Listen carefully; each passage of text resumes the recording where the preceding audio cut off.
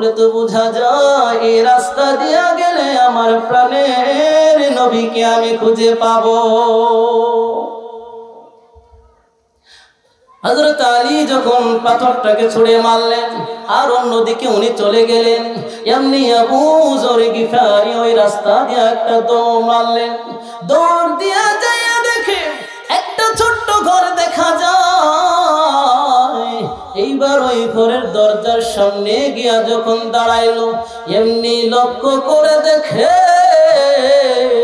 ওই ঘরের মধ্যে একজন ব্যক্তি বসে বসে কয়েকজন নবমুসলিমদেরকে তালিম দিচ্ছে, আর ওনার চেহারাটা চন্দ্রের মতো ঝলমল ঝলমল করতেছে।